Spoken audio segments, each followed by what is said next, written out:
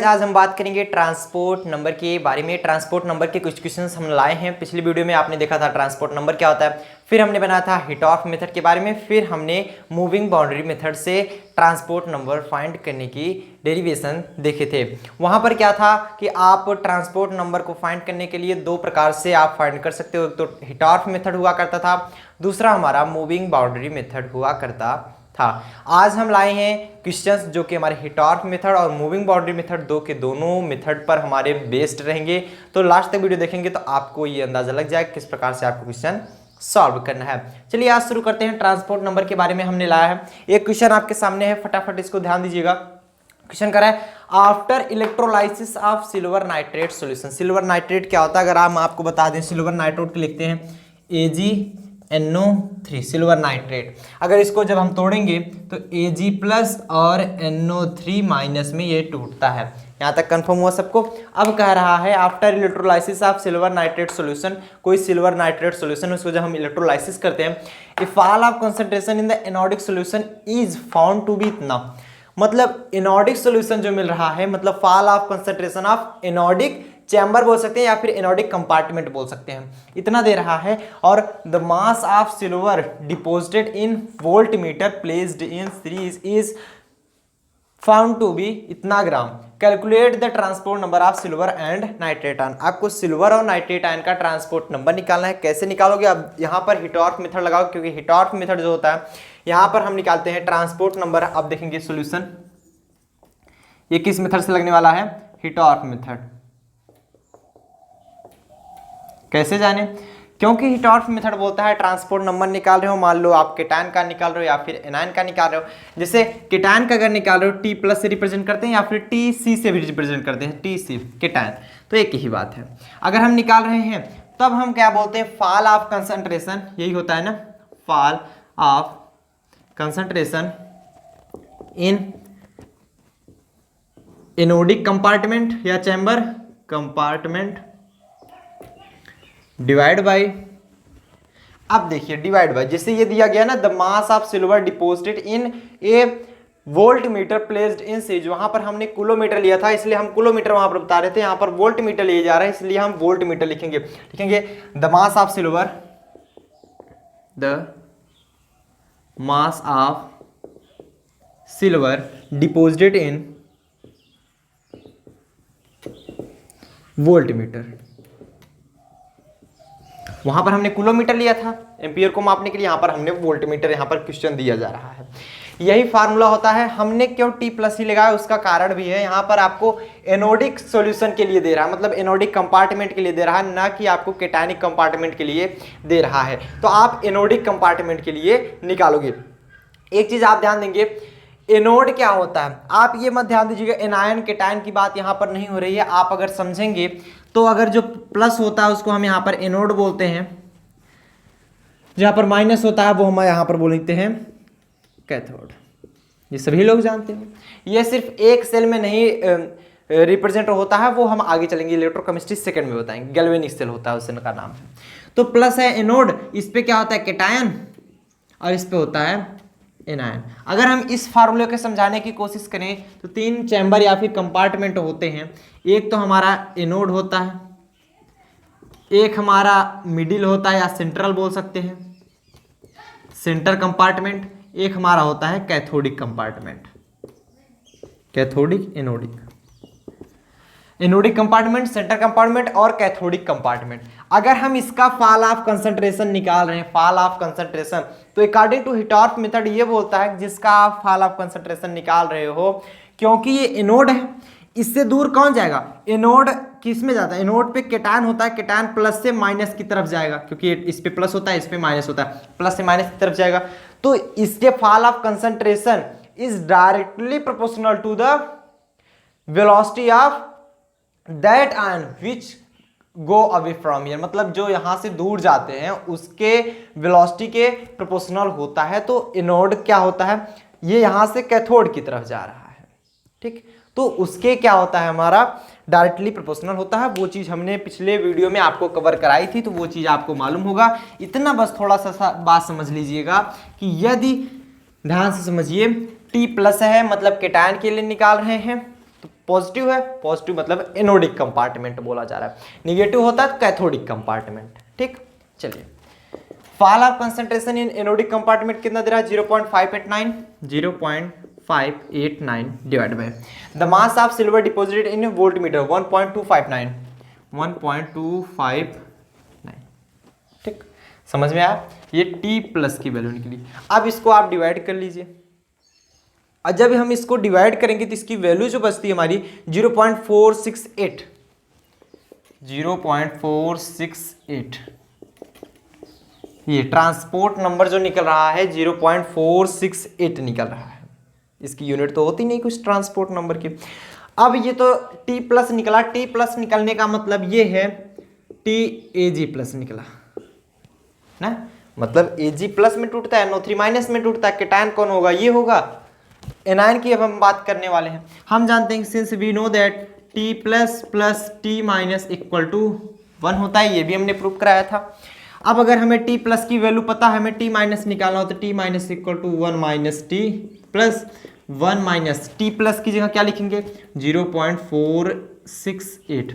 T minus की जगह क्या लिख सकते हैं कैथोडिक कंपार्टमेंट मतलब NO3 anion NO3 T NO3 transpose number of NO3 इसे बोलते हैं। ठीक, अब जब हम वैल्यू निकालेंगे transport number of NO3 equal to एक में से 0.468 घटा दीजिए, तो मतलब घटाने का तरीका तो आप सभी जानते हो, 0.468 घटा दीजिए।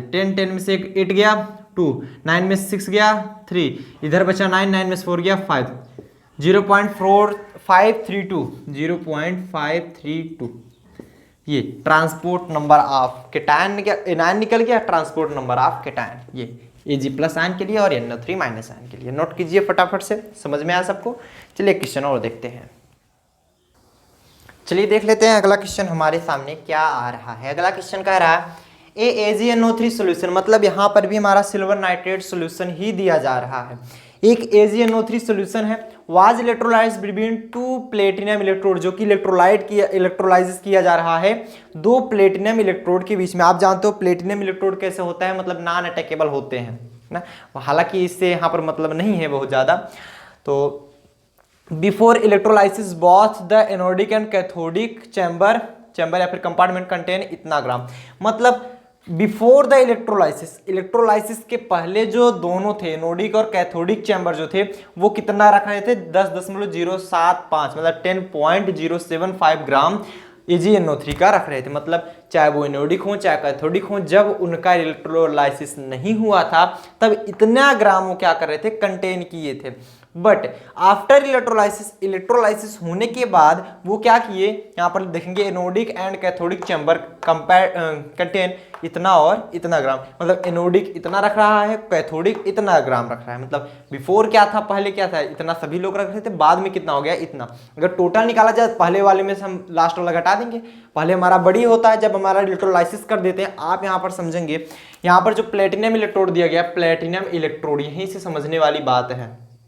ठीक, यहां पर अगर हमारा Ag इलेक्ट्रोड दिया होता तब जो हमारा आफ्टर इलेक्ट्रोलाइसिस होता, after electrolysis is greater than value of before electrolysis, मतलब इसकी जो वैल्यू होती, ध्यान समझिएगा, जो वैल्यू आती इसकी, ये अगर ये Ag या फिर कोई और भी अटैकेबल इलेक्ट्रोड दिया गया होता तब हम अगर निकालते तो इसमें से इसको माइनस करते।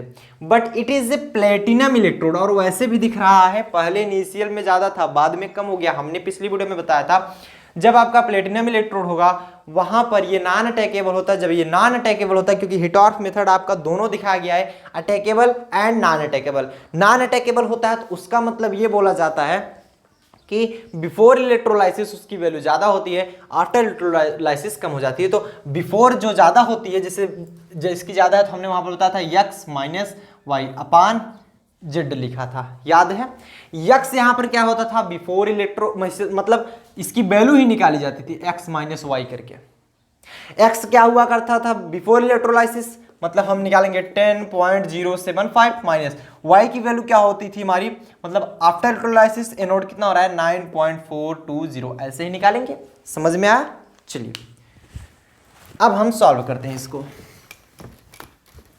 ये तो कंफर्म हुआ ना कि जब यहाँ पर प्लेटिनम हुआ है तो ये प्लेटिनम क्या होता है, नॉन अटैकेबल, क्या बोलते हैं उसको यार, नॉन अटैकेबल इलेक्ट्रोड, ठीक, नॉन अटैकेबल इलेक्ट्रोड होने वाला है यहाँ पर। तब जब हम लगाएंगे, अगर हम एनोडिक कंपार्टमेंट के लिए लगाएं तो पहले आप निकाल लेते हैं fall in concentration, fall in, नहीं तो डायरेक्ट फार्मूला रख दीजिए, transport number of cation, transport number of cation, cation हमें निकालना है, Ag प्लस का निकाला है ना, NO3 माइनस के इसमें भी निकालना है, कीटायन का निकालेंगे तो लिखते हैं फॉल इन कंसंट्रेशन, या फिर आप इतना वैल्यू लिखिए, नहीं तो पिछले वीडियो में हमने सब कुछ लिख कर दिखाया था, फॉल इन कंसंट्रेशन के बजाय आप लिख लेंगे x माइनस वाई अपान में z, समझ पा रहे हो, x माइनस वाई अपान में z। अगर लिखना चाहो वेयर x इक्वल टू क्या था, द वैल्यू ऑफ, मतलब इसका वैल्यू था जब बिफोर इलेक्ट्रोलाइसिस, बिफोर इलेक्ट्रोलाइसिस के समय इसकी वैल्यू है, वैल्यू बिफोर इलेक्ट्रोलाइसिस, कितना ये लिया जाए, इसकी क्वांटिटी कितनी है, और y क्या है हमारा आफ्टर इलेक्ट्रोलाइसिस, आफ्टर इलेक्ट्रोलाइसिस, और z क्या है total number of value before electrolysis, यहाँ पर नंबर भी लिख लेंगे, नंबर ऑफ, यहाँ पर भी नंबर ऑफ, तो आप लोग समझ रहे हैं ये टोटल नंबर होता था। तो हम यहाँ पर जब निकालेंगे ध्यान से समझिएगा, x की वैल्यू कैसे x की वैल्यू क्या है, यहाँ पर ध्यान देंगे, पहले क्या था 10.075 माइनस, एनोडिक के लिए निकाल रहे हैं तो एनोडिक एंड कैथोडिक बोल रहा है, मतलब पहले एनोडिक उसके बाद कैथोडिक, एनोडिक क्या है 9.420 डिवाइड बाय, अब यहाँ पर टोटल समझने की बात है, इसमें से टोटल होगा क्या, टोटल का मतलब होता है इसका एनोडिक का इलेक्ट्रोलाइसिस कितना हो रहा है plus fall in concentration of cathodic compartment, मतलब टोटल का मतलब तो यही होता है। अगर हम निकालें टोटल फॉल ऑफ कंसंट्रेशन जिसे हम Z से रिप्रेजेंट करते हैं, इक्वल टू लिखेंगे fall of concentration in anodic compartment plus fall of concentration in cathodic compartment, यही तो होता है। Fall of concentration in anodic compartment क्या होगा 10.075 माइनस 9.420, ये प्लस में, डांस समझते चलिए तभी समझ में आएगा, प्लस में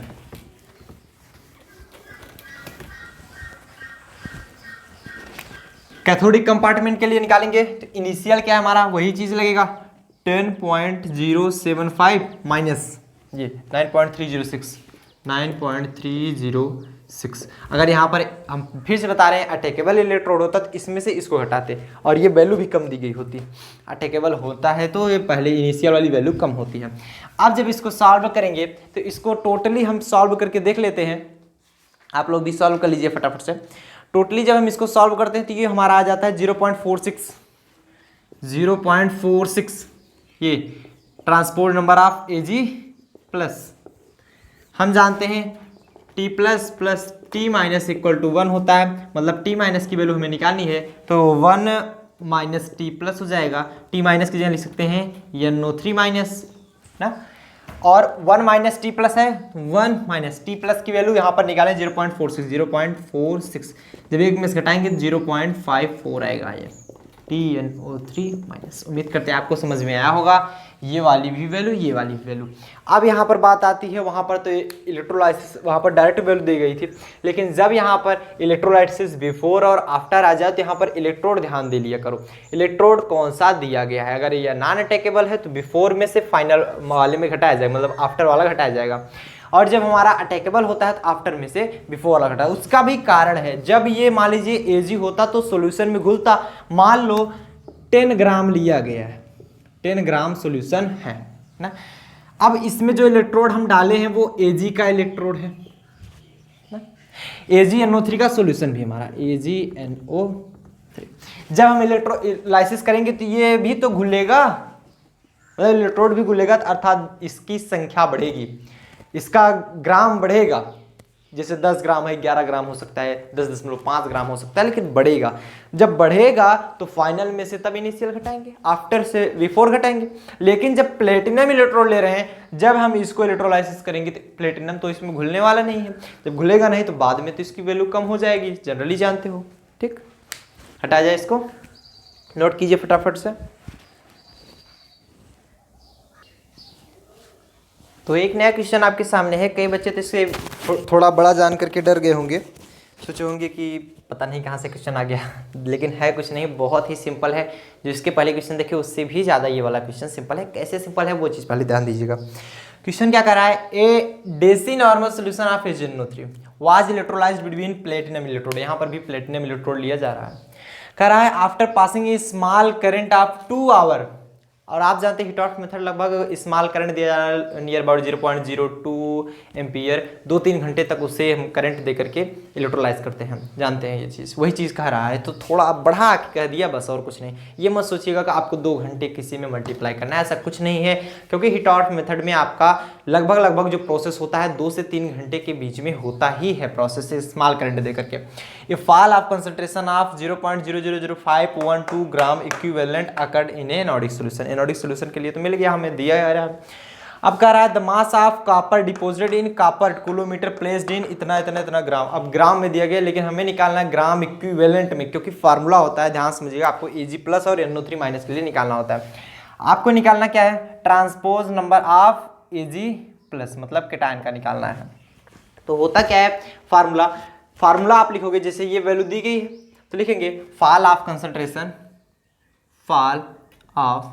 कंसंट्रेशन इन एनोडिक चैम्बर या compartment, anodic compartment divide by, यहां पर ग्राम में नहीं होता, ग्राम इक्विवेलेंट, फार्मूला देखिए, ग्राम इक्विवेलेंट,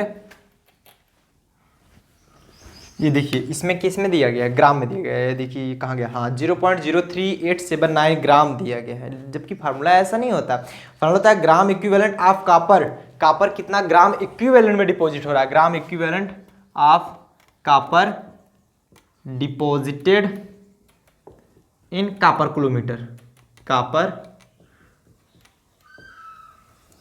किलोमीटर। ठीक, अब कैसे निकालोगे, ये तो ग्राम में दिया गया है, आपको ग्राम इक्विवेलेंट में निकालना है। तो हम क्या करेंगे, फॉल ऑफ कंसंट्रेशन दिया जा रहा है कितना, 0.00 और एक 0 5124 डिवाइड बाय, जब ये ग्राम में दिया हो, हम जानते हैं ये इसका जो मास होगा, जितना डिपॉजिट हो रहा है, कितना डिपॉजिट हो रहा है 0.03879, उसमें से उसका मॉलिक्यूलर वेट घटा दो, सॉरी इक्विवेलेंट वेट घटा दो, तो वो ग्राम इक्विवेलेंट में आ जाएगा। तो इक्विवेलेंट वेट क्या होता है, कॉपर का 31.8 दिया जाएगा, जिसका भी दिया रहेगा, जरूरी नहीं है कॉपर का ही हो, Ag का हो, किसी का भी होगा, आपको इक्विवेलेंट वेट दिया गया होगा वहां पर।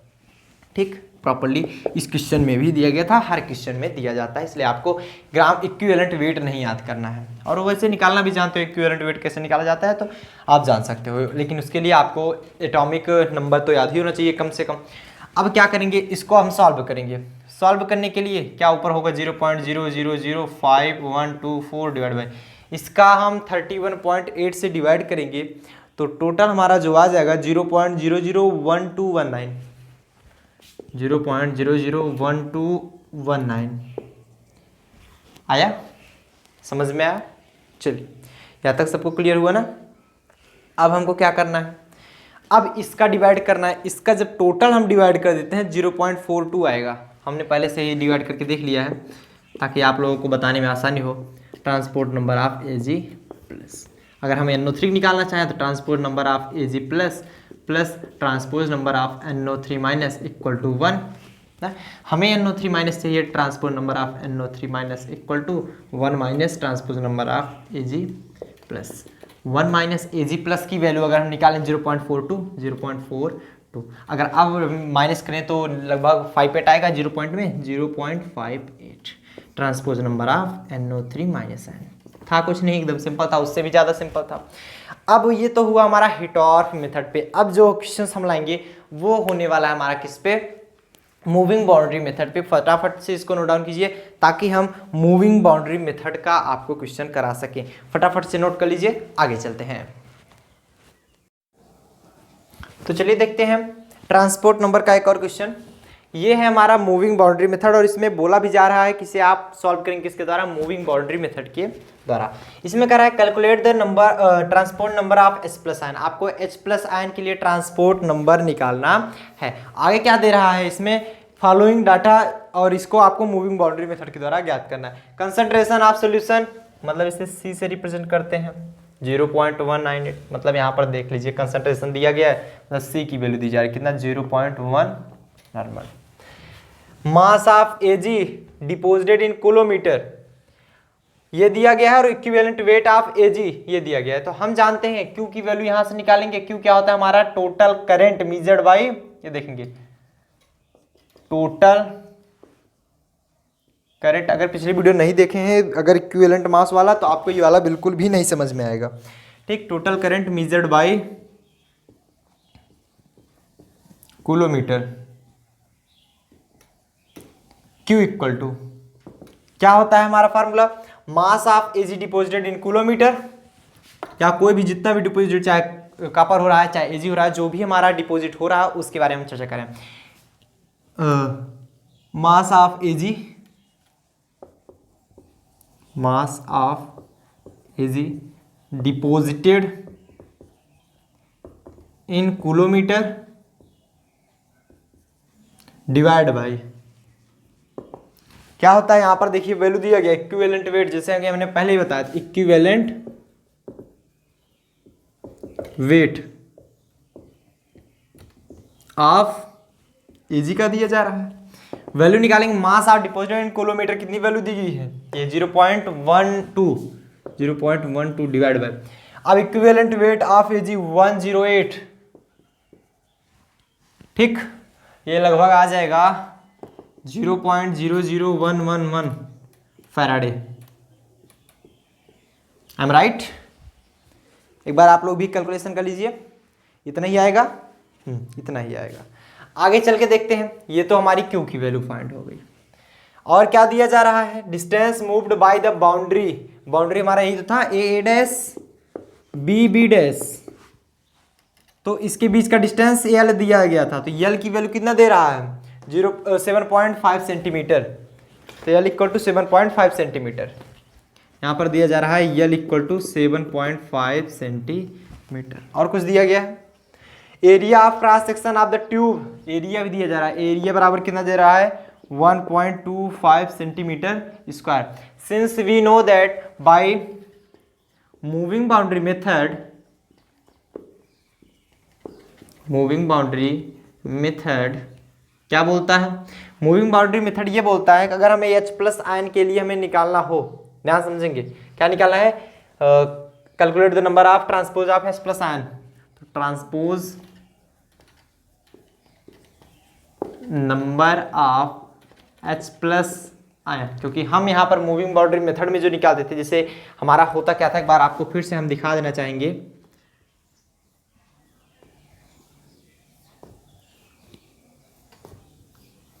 यही होता था, यहाँ पर हमने HCl लिया था, यहाँ पे हमने कैडमियम क्लोराइड लिया था Cl2। कम से कम एक हमारा आयन मिलना चाहिए, जो कि देख रहे हैं क्लोरीन मिल रहा है। दूसरी चीज ये जो प्रिंसिपल इलेक्ट्रोड है, इलेक्ट्रोलाइट है, ये हमारा इंडिकेटर इलेक्ट्रोलाइट की अपेक्षा इसके कैटायन ज़्यादा मूवेबल होते हैं, मतलब ज़्यादा गतिमान हो, ज़्यादा तेज मूव करते हैं, इसकी स्पीड ज़्यादा होती है।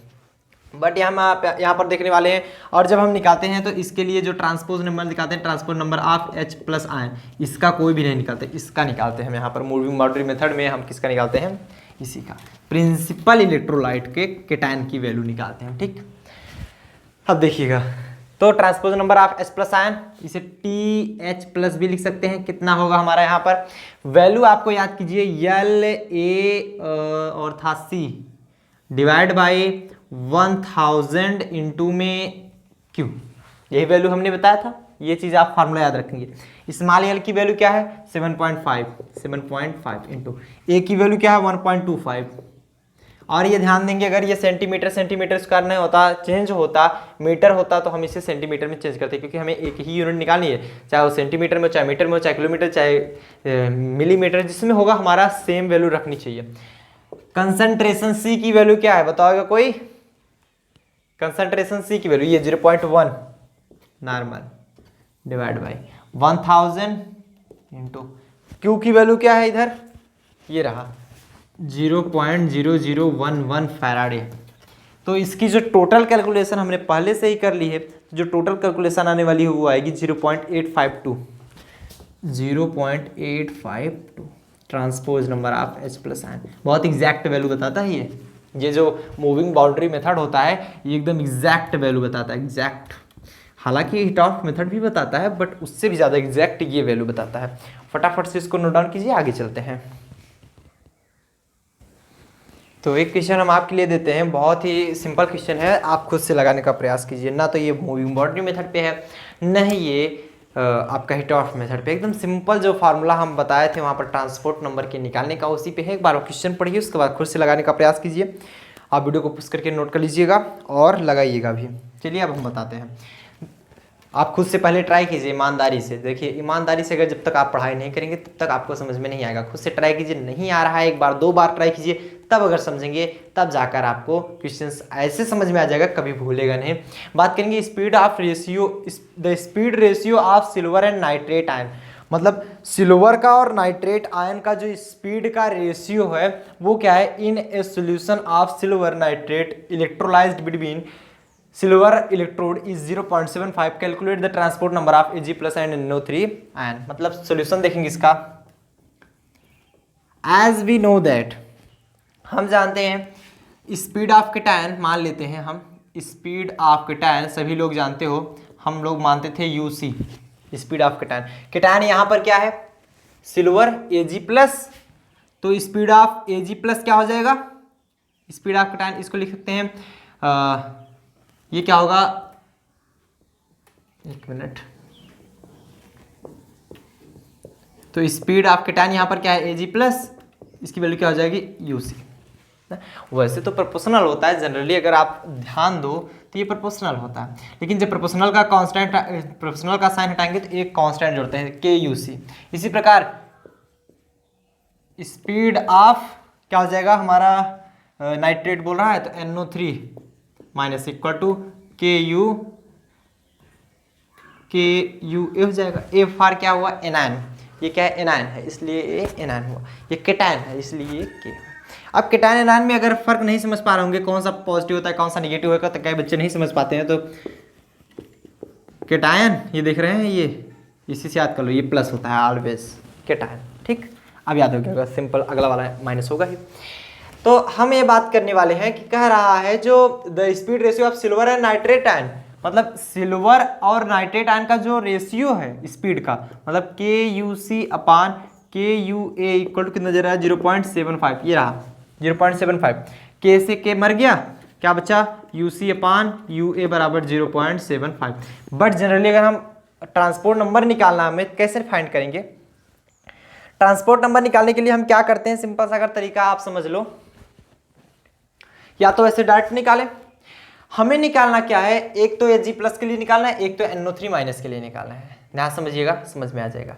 एक तो Ag प्लस के निकालना है, एक तो NO3 माइनस के लिए। अगर हम +1 दोनों तरफ जोड़ देते हैं तो UC प्लस UA अपान UA हो जाएगा इधर, बट इसका जो फार्मूला होता है UA upon UC plus UA होता है, तो हम इसको लिख सकते हैं UA upon UC equal to 1 upon 0.75। किसी कोई प्रॉब्लम तो नहीं हुई, पलट दी हमने। एडिंग बोथ साइड बाई 1, एक ऐड कर देते हैं तो 1 प्लस UA अपान UC बराबर 1 प्लस, कैसे जाने कि ये ऐड करेंगे 1, क्योंकि ये फार्मूला बन जाएगा, ध्यान दीजिएगा, ये हो जाएगा UC। तो हम इसके आगे अगर देख लेंगे, इसके आगे क्या बोल रहा है, एक मिनट, इसके आगे ये कह रहा है, अब इधर हम एलसीएम लेंगे तो UC हमारा एलसीएम हो जाएगा, ये क्या हो जाएगा UC प्लस में UA इक्वल टू ये हो जाएगा 0.75 प्लस में 1 अपान 0.75, इतना होगा। हम देखना चाहें तो इसकी वैल्यू क्या आ जाएगी, इसको अगर पलट दें तो U C upon U C plus U A equal to जो होगा 0.75 ऊपर चला जाएगा, डिवाइड बाई 1 में जोड़ेंगे तो 1.75 बचता है। तो ये वैल्यू किसकी निकली, ये केटायन है, तो transpose number of cation, cation को क्या लिखे हम, ए जी प्लस इक्वल टू 0.75 पान 1.75 का जब डिवाइड करेंगे तो ये जनरली बचता है 0.428, 0.428 ये चीज। Transport number of AG plus आ गया, जब एजी प्लस आ गया तो हम सिंपल सा निकाल सकते हैं T A G plus plus T NO3 minus equal to 1। यहाँ से निकालेंगे टी NO3 माइनस मतलब transport number of nitrate ion equal to 1 minus transport number of silver ion. एक में से घटा देंगे सिल्वर आयन की वैल्यू 0.428, ये क्या बचेगी, 10 में से 8 गया 2 बचे, और 9 में से जब 2 जाएगा हमारा 7 बचेगा, और 9 में से 4 जाएगा 5 बचेगा, 0.572। सबको समझ में आ रहा है, ये हुई वैल्यू हमारी, नोट कीजिए फटाफट से। चलिए एक क्वेश्चन और देख लेते हैं, ओनली वन क्वेश्चन। एक क्वेश्चन है बहुत ही इंपॉर्टेंट क्वेश्चन, ये भी है, आप ध्यान दे लेंगे, देख रहे हैं ना। चलिए ये क्वेश्चन क्या कह रहा है कि the transport number of AG plus ion is 0.466। आपको ट्रांसपोर्ट नंबर दे रहा है एजी प्लस आयन का, मतलब केटायन की वैल्यू दे रहा है 0.466, एजी प्लस का दे रहा है मतलब केटायन की वैल्यू दे रहा है, ठीक। अब क्या करेंगे, ये किसके बराबर होगा, ट्रांसपोर्ट नंबर ऑफ केटायन के, and that of NO3 minus is 0.5, मतलब टी एनायन या फिर टी NO3 माइनस की वैल्यू दे रहा है 0.534 at 18 degree Celsius. Time temperature से तो हमें यहाँ पर मतलब ही नहीं है, independent of temperature. The molar conductivity of very dilute solution of AgNO3 is इतना इतना इतना ओम इन सेंटीमीटर, बाप रे बाप। तो मोलर कंडक्टिविटी दे रहा है किसका, पूरे का AgNO3, तो lambda infinite equal to 115.8 ohm inverse centimetre square या सेंटीमीटर स्क्वायर प्रति ओम। तो ये दे रहा है, लेमडा इनफाइनाइट क्यों हमने रखा, पूरी की वैल्यू है AgNO3। आप जानते हो, यही तो जानते हो ना, लेमडा इनफाइनाइट बराबर lambda C plus lambda A. ये कहाँ मिला था आपको, कहाँ मिला था, ये मिलेगा हमें आगे ओस्टवाल डाइल्यूशन लॉ में। ओस्टवाल डाइल्यूशन लॉ में देखेंगे lambda infinite equal to lambda C plus lambda, लेकिन वैल्यू अभी दे दी है, ये पागल है ये तो। क्वेश्चन इसमें दे रहा है यानी कंडक्टिविटी निकालनी है, यानी मोबिलिटी आप बहुत आंसर निकालना है, लेकिन ये फार्मूला कौन सा लगेगा, ओस्टवाल डाइल्यूशन लॉ। चलो लगा लेते हैं, अभी से मालूम रहेगा, आगे चल के समझ में आएगा। फिर हमें कह रहा है फर्स्ट हमें क्या फाइंड करना है, first ionic conductance. Ionic conductance मतलब molar conductance of Ag plus क्या होगा, और molar conductance of NO3 minus क्या होगा, ये चीज। दूसरी चीज पूछ रहा है आपको, तो पहली चीज जो पूछ रहा है उसको पहले हम निकाल लेते हैं, आफ्टर जो दूसरी चीज पूछ रहा है उसको भी हम फाइंड कर लेंगे। हम जानते हैं क्या होता है, since we know that formula होता है कि लेमडा सी इक्वल टू होता क्या है, T C into lambda infinite. सबको समझ रहे हैं, molar conductivity of cation equal to transport number of cation into क्या होता है, transport number molar conductivity at infinite solution of that solution. AgNO3 है तो उसके सॉल्यूशन का, तो ये फार्मूला होता है, ये याद रखेंगे आप लोग। तो लेमडा सी की मतलब केटायन हमें निकालना, लेमडा Ag प्लस की वैल्यू यहाँ से निकल जाएगी। TC की वैल्यू दिया गया है, transpose number 0.466 into lambda infinite की वैल्यू क्या है, ये 115.8। इसको जब हम सॉल्यूशन 115.8 इंटू में मल्टीप्लाई करेंगे 0.466 से मल्टीप्लाई कर दीजिए,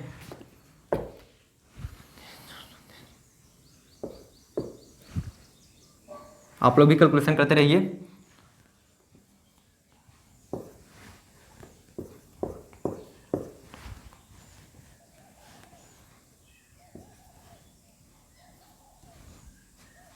सो सॉरी, भी तो गलत हो जाता।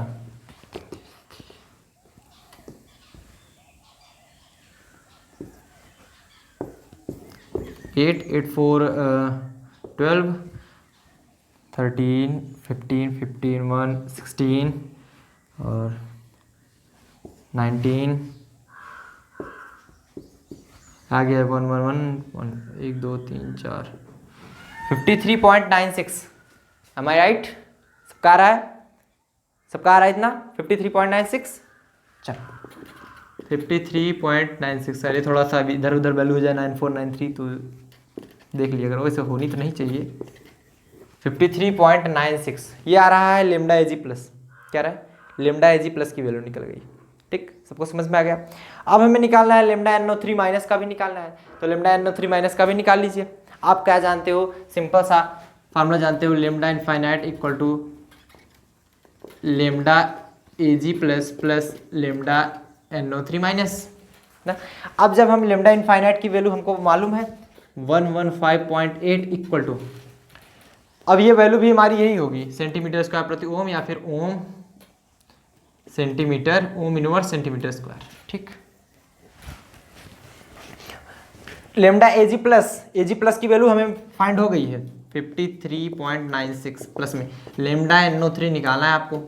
आप हम लेमडा NO3 निकालोगे तो लेमडा NO3 की जो हो जाएगा तो 115.8 minus 53.96 equal to lambda NO3 minus निकलेगा, मतलब मोलर कंडक्टिविटी, सॉरी हम ये क्या बोल रहा है इसको, हाँ molar conductance of nitrate ion.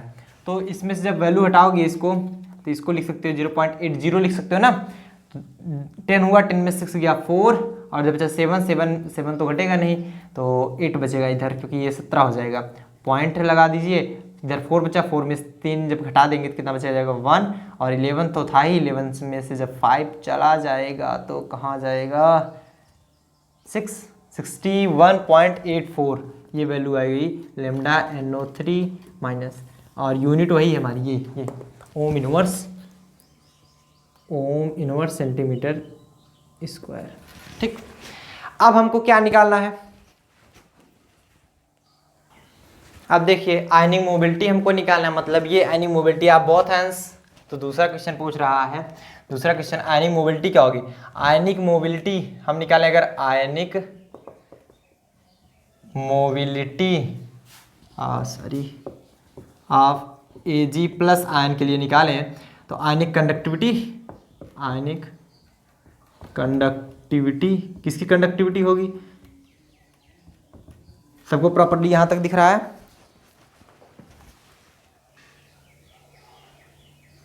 अब दिख रहा है आयनिक कंडक्टिविटी अपान में क्या होता है 96,500।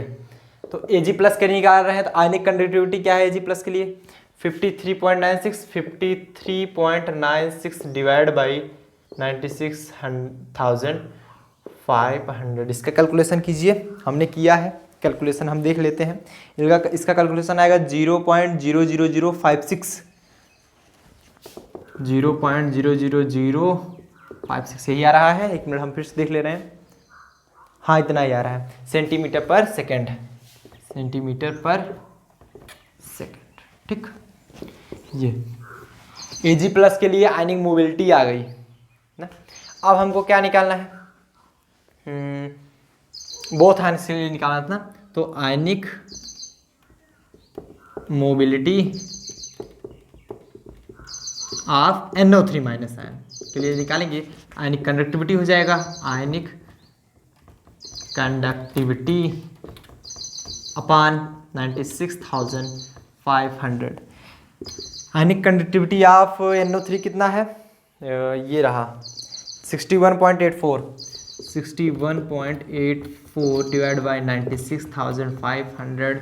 तो इसका जब हम डिवाइड करेंगे तो नियर अबाउट 0.00064 आ जाएगा लगभग। क्या इसकी वैल्यू होती है सेंटीमीटर पर सेकेंड? नोट कर लीजिए फटाफट से, फटाफट नोट कीजिए, नोट कर लिए। चलिए तो आज के लिए बस इतना ही, मिलते हैं अगले वीडियो में इसी तरह के और इंटरेस्टिंग वीडियो को पाने के लिए जनरली अगर सब्सक्राइब करे रहेंगे, बेल आइकन दबा रहेंगे, नोटिफिकेशन आपको तुरंत मिल जाएगी जैसे हम वीडियो को अपलोड करते हैं। अगर आप ये प्रोसेस नहीं करेंगे तो आपको नोटिफिकेशन नहीं मिलेगा और समय से आप वीडियो को नहीं पा सकते हैं। अभी भी आपके मन में कोई डाउट है या कोई क्वेश्चन ऐसा है, क्योंकि सभी किताब के ऑल क्वेश्चन बताना इम्पॉसिबल है, क्योंकि सभी किताब में अलग अलग क्वेश्चन दिए रहते हैं लेकिन मेथड वही रहता है। अभी भी लेकिन कोई डाउट है, आप सिंपल से हमारे सोशल मीडिया प्लेटफॉर्म पे जाइए, विवेक मिश्रा स्टडी चैनल या फिर फेसबुक ग्रुप को ज्वाइन कीजिए, वहां पर पूछ सकते हैं, या फिर आप विवेक मिश्रा 2870 पर जाएंगे, इंस्टाग्राम आईडी हमारी, वहां पर भी आप पूछ सकते हैं, लिंक आपको डिस्क्रिप्शन बॉक्स में दिया जा रहा है। आज के लिए बस इतना है, मिलते हैं अगले वीडियो में, फिर से मुलाकात होगी नए वीडियो के साथ। तब तक के लिए बढ़िया से पढ़ाई कीजिए। एक बार फिर से देख लीजिए, विवेक मिश्रा 2870 ये आईडी हमारी इंस्टाग्राम की, वहाँ पर आप फॉलो कीजिए और तुरंत आप क्वेश्चन पूछ सकते हैं।